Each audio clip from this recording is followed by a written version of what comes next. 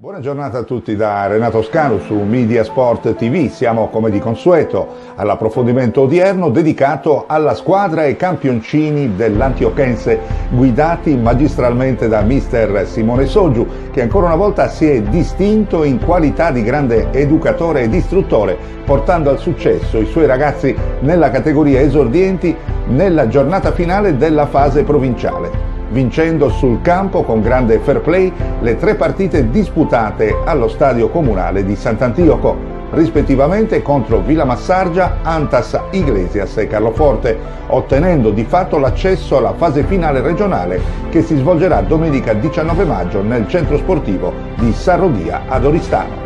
Cari amici, dopo aver ammirato alcune delle immagini nella giornata sportiva di ieri, voglio essere chiaro e mettere in evidenza alcuni aspetti. Ai tempi d'oggi essere un allenatore dei pulcini non è assolutamente facile. Diciamo la verità, forse è più complicato allenare un gruppo di bambini che un gruppo di adulti. Un buon mister, infatti, in questa categoria deve dimostrare di essere buon educatore, psicologo e programmatore. Educatore perché ai bambini vanno insegnate quelle piccole grandi regole sia dentro che fuori dal campo, per esempio il rispetto verso i compagni, gli avversari e anche gli attrezzi per l'allenamento. Psicologo perché ogni bambino in fase evolutiva è alla sua personalità molto estremizzata, quindi bisogna cercare di capire e coinvolgere nel gruppo tutti i bambini della squadra.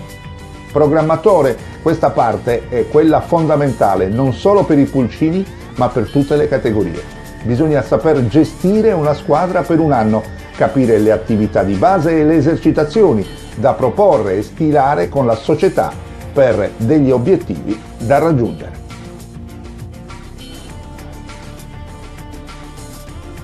Nei giovanili un buon istruttore deve innanzitutto saper valutare sempre all'inizio della stagione i bambini a disposizione, quello che sanno fare, quello in cui sono contenti e le loro personalità. Dopodiché si passa a stabilire il programma annuale atto a migliorare sia singolarmente ogni bambino, sia a migliorare e in certi casi ad iniziare, in altri ancora a sviluppare il gioco di squadra. Ci tengo a ricordare che dopo il percorso fatto nei pulcini e quindi arrivati alla categoria esordienti, i bambini devono aver chiaro cosa voglia dire giocare con i compagni. Questo è l'obiettivo fondamentale per tale categoria.